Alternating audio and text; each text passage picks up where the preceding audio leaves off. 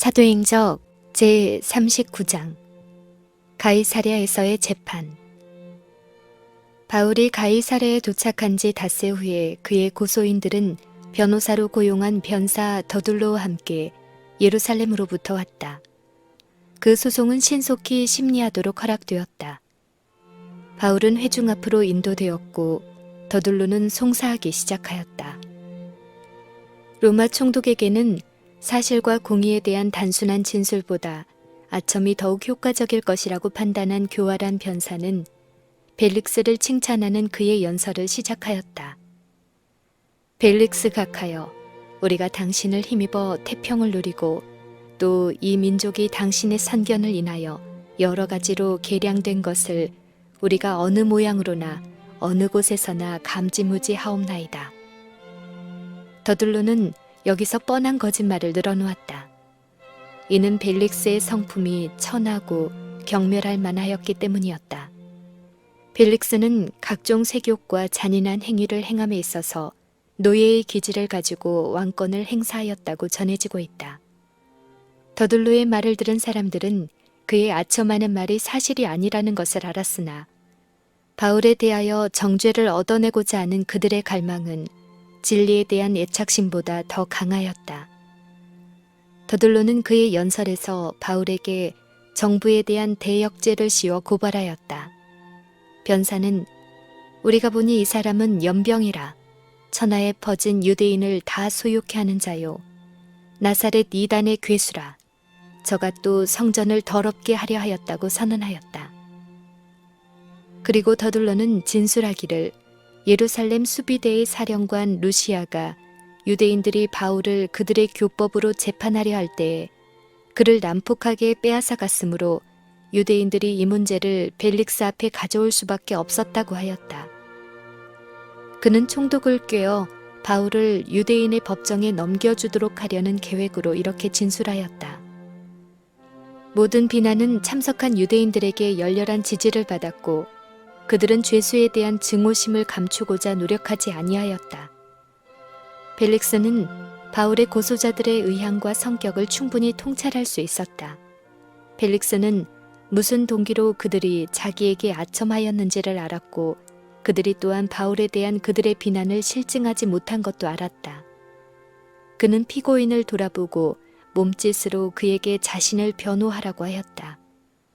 벨릭스가 매우 오랫동안 총독으로 있었으므로 유대인들의 율법과 풍속을 매우 잘 아는 까닭에 바울은 아첨하는 말을 하지 아니하고 벨릭스 앞에서 더욱 기쁨으로 자신을 변호할 수 있게 되었다고 단순하게 진술하였다. 그에게 가하여진 비난을 언급하여 그는 그 중에 하나도 사실이 아니라는 것을 분명히 나타내었다. 그는 그가 예루살렘의 어느 곳에서도 소란을 일으키지 아니하였고 성전을 모독한 일이 없다고 진술하였다.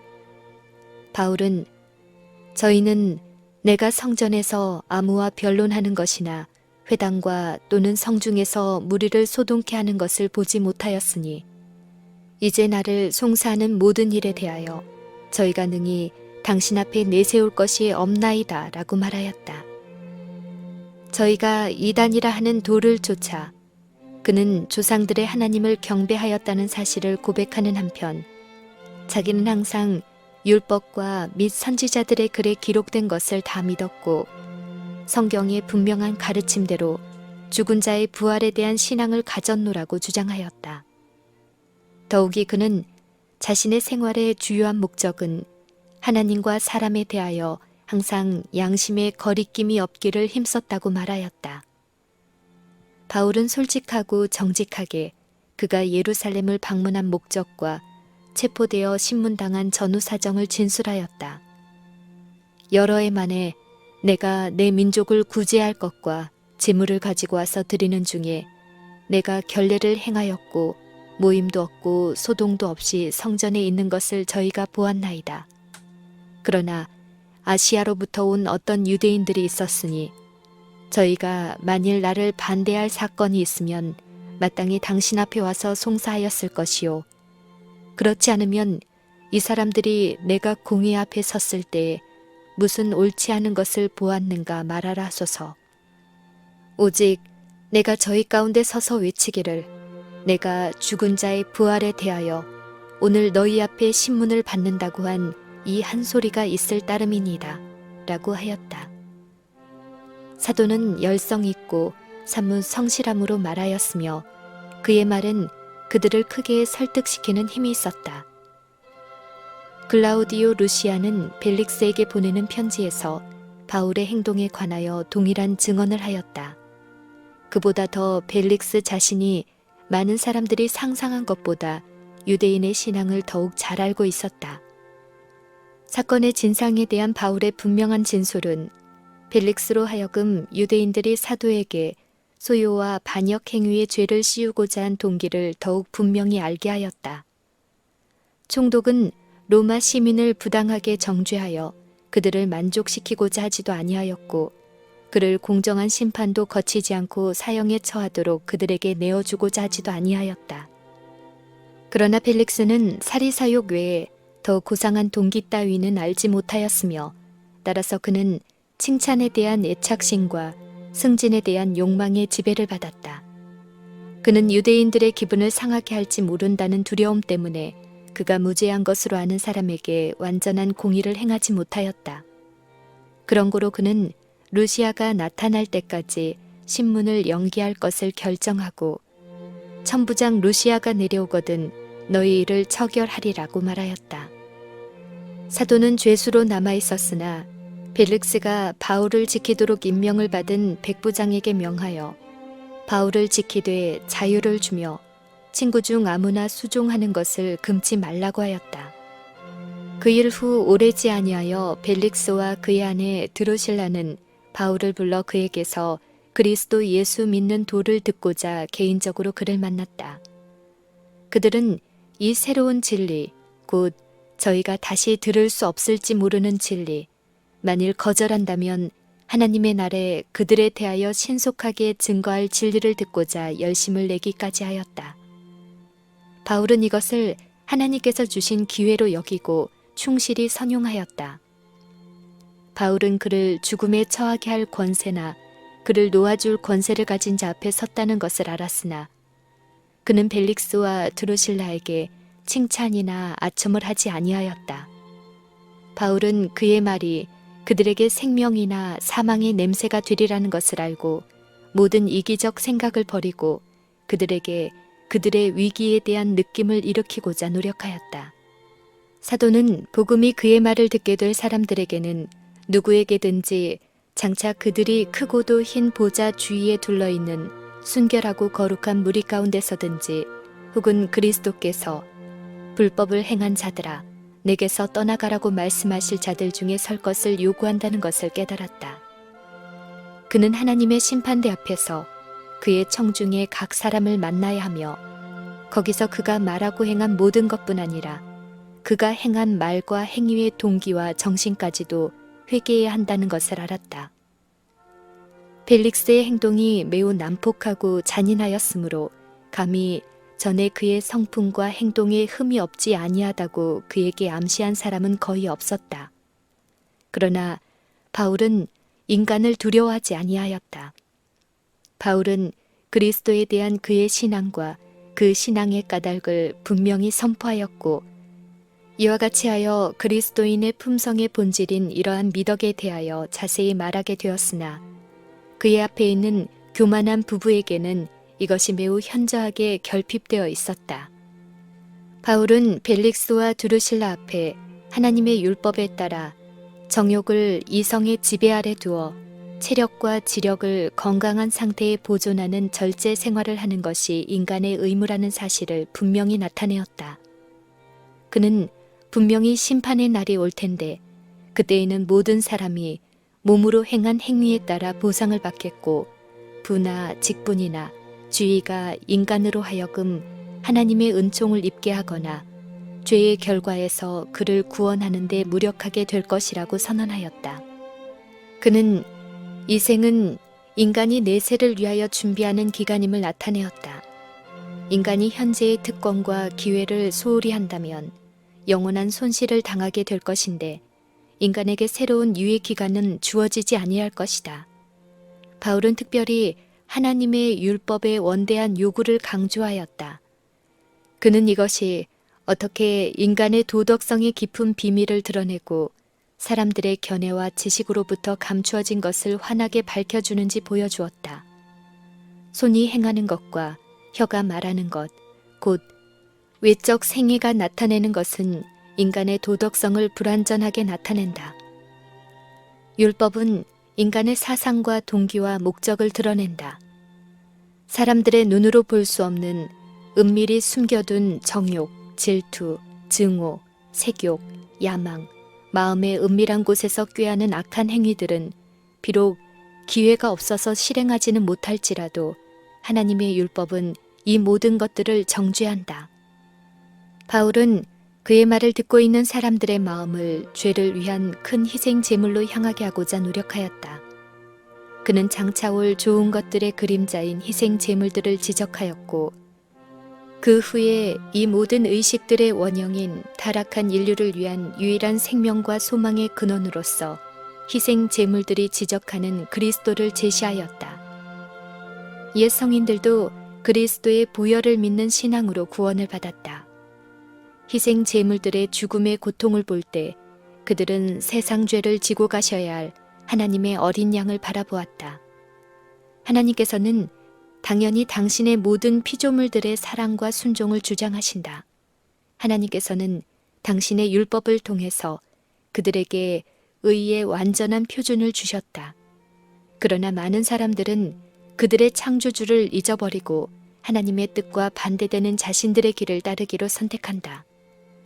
그들은 하늘처럼 높고 우주처럼 넓은 사랑을 증오로 보답한다.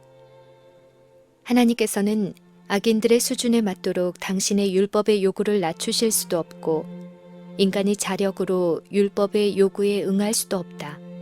다만 그리스도를 믿음으로써만 죄인은 죄악에서 깨끗함을 받을 수 있고 창조주의 율법에 순종할 수 있다.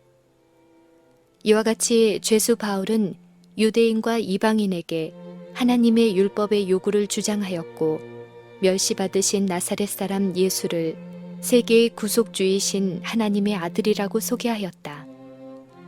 유대인인 황후는 자기가 그토록 수치스럽게 범한 그 율법의 거룩한 특성을 잘 이해하였으나 갈바리의 사람에 대한 그의 편견은 생명의 말씀에 대하여 마음을 완고하게 하였다. 그러나 벨릭스는 이 진리에 대하여 전에 들어본 일이 전혀 없었으며 하나님의 성령께서 그의 마음에 죄를 깨닫게 하실 때 깊은 감동을 받았다. 이제 양심이 살아나 양심의 소리를 듣게 되었으므로 벨릭스는 바울의 말이 참이라는 것을 느꼈다. 범죄한 과거가 회상되었다. 두려울 정도로 분명하게 그의 앞에는 그가 방탕하던 초기 생애의 비밀과 피 흘림 그리고 그의 후년의 검은 기록이 떠올랐다. 그는 음탕하고 잔인하고 욕심 많은 자신을 발견하였다. 이처럼 진리가 그의 마음에 절실히 다가온 적이 전에는 결코 없었다. 그의 심령이 그처럼 공포로 가득 찼던 적이 전에는 결코 없었다. 그의 범죄의 생의 모든 비밀이 하나님의 목전에 공개되었고 그는 자신의 행위를 따라 심판을 받아야 한다는 것을 생각하고 두려워 떨었다. 그러나 죄에 대한 깨달음이 그를 회개하도록 하는 대신 그는 이 반갑지 않은 영상들을 흩어버리고자 노력하였다. 바울과의 회견은 중단되었다. 그는 말하기를 지방은 가라. 내가 틈이 있으면 너를 부르리라고 하였다. 벨릭스의 태도와 빌립보의 간수의 태도는 얼마나 현저히 대조되는가. 주의 종들은 마치 바울이 벨릭스에게 온 것처럼 결박을 당하여 간수에게로 왔었다. 그들이 하나님의 능력의 지지를 받고 있음을 나타낸 증거, 곧 고통과 치욕 중에서도 기뻐하고 지진으로 땅이 비틀거릴 때에도 두려워하지 아니하며 그들의 그리스도와 같은 용서의 정신은 간수의 마음에 죄를 깨닫게 하였으므로 그는 떨면서 그의 죄를 자복하고 용서를 받았다. 벨릭스도 떨었으나 그는 회개하지 아니하였다. 간수는 기쁨으로 하나님의 성령을 그의 마음과 그의 가정에 받아들였으나 벨릭스는 하나님의 사도를 떠나가게 하였다. 전자는 하나님의 자녀와 하늘의 후사가 되기를 택하였으나 후자는 불의의 일꾼들과 운명을 같이 하였다. 2년 동안이나 신문이 실시되지 않은 채 바울은 죄수로 남아 있었다. 벨릭스는 여러 번 그를 방문하여 그의 말을 주의 깊이 들었다. 그러나 이와 같이 다정한 척하는 것은 그 진정한 목적이 이득을 얻고자 갈망함이었으니 거액의 돈을 지불하면 바울이 노임을 받을 수 있다는 것을 암시하는 것이었다. 그러나 사도는 뇌물을 주고 노임을 받기에는 너무도 고상한 성품의 사람이었다.